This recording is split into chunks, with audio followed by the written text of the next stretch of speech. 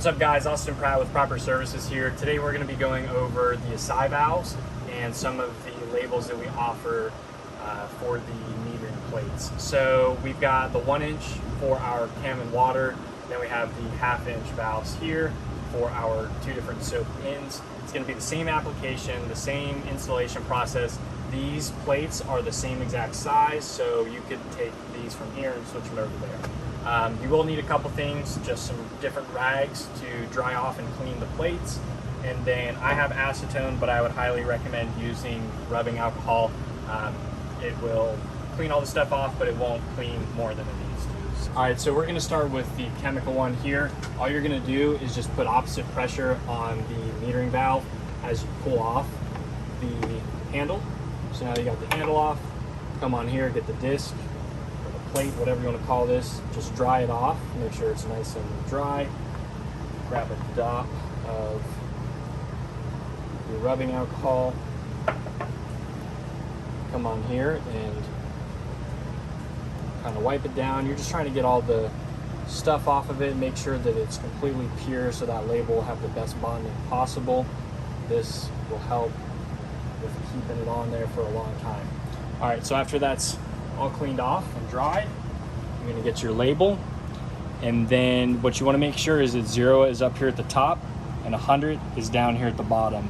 And you're gonna take this label, just kind of put it on the top here like that, so you've got a better grip with it. And then you're gonna take it and put it down in the bottom right hand corner of this little box, pretty much just like that. These, for demonstration purposes, I already took off the truck, so they're not going to stick on here too great. Once you get them on there for your very first time, they're going to be awesome. So now that it's down here in the lower right hand corner, you got your 6%. You've got this calculated because these valves don't even really open until the first mark or two. So you'll have a little space up here. In the future redesigns that we do, we're going to go ahead and fill this entire box, and you guys will just have those shipped out whenever they are produced, but that's fine for now to have that gap. So then what you're gonna do is put this back on your metering valve, take your handle, press that back on, and then you're ready to go. You're ready to have some consistent adjustments for your metering valve and stuff up here with your different percentages. So it's gonna be the same way for the water valve and your detergent. Both of these are going to be orientated down at the lower right. This one, I didn't get it all the way down there, but you just want to try and get it down to the lower right-hand corner of the box, and you'll have a gap in here and then up here at the top. So that's what you can expect for the water and your detergent. I'll go ahead and pull the chemical one off so you can see that one side by side. And then here is the SH1. So like I said, lower right hand corner, make sure you've got your 0 up top and your 100 down at the bottom. All right guys, so that's gonna do it for the install process with the metering valve labels for the Asahi valves. One thing I did want to touch on real quick is these are set up in a perfect environment. So if you've got 12.5% bleach that you're going to the store and buying, half of that is going to be 6%. So there is going to be some different variables to where you might not have the full strength bleach. So then of course your 6% is really going to end up being like 5 or whatever there when it's fully open.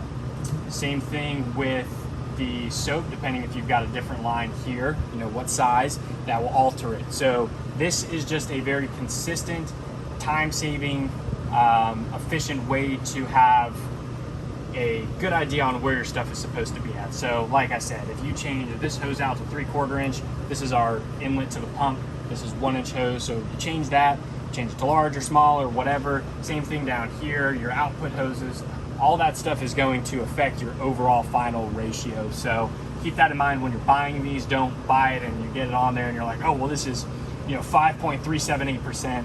It's going to be a little bit different, but it's easy for guys out in the field because if you look up here, you'll be able to just easily go, okay, we've got a, you know, house wash that's not that bad. Let's go ahead and put it at 1.5%. and then you can tell your guys, hey, this is the ratio we clean our stuff at, you know, turn it there. Turn it to, you know, 2 ounces per gallon of soap, and then you got your water valve completely open. So it's a consistent way that you don't have to sit here and remember, okay, well, for house washes that aren't that dirty, we're at like the 3rd mark. Well, ones that are dirty, but they're not as bad, we're at the 4th mark, and so on. This is just easy, you know, turn it and you're up and going. So just keep that in mind. Quick rundown on my setup that I have here. We've got 1-inch metering valves coming in for the water and the water and the bleach. And then we've got 1/2 inch here for the 2 different soaps. We've got an electric 3-way rinse module for the bleach line. So then we've got our water and our bleach here that it runs through. Once you get to here, you've got your 1-inch out that goes into the inlet over here. I'll also have some information about this here shortly. This is a bypass that we do on the little elbow that comes typically on here. And then we've got about 25 to 30 foot of this is 800 PSI ag line. This is 3/4 inch. That's what goes over here to the bypass. And if you look over there as well, you can see that there's a modification that's been done there with brass. However, we do have something else in the works that is going to bypass these little crappy elbows that they come with from the factory. And then over here, same thing, we bypass the ball valve here just to get a little bit more flow out of it. And then it's a lot easier to replace this stuff. We've got 5/8 inch hydraulic flex line that goes to the hose reel. And then back here, we've got about 300 foot of 5/8 ag line again at about 300 PSI with cam lock fittings because we're doing some other testing for stuff. So that's what my setup is. You can kind of base your percentages and stuff off of. However, if you have 1/2 inch on here, if you have 3/4, if you have whatever, it's going to be a little bit different. So thanks for watching. If you guys have any questions, feel free to comment down below, and you know, wash on.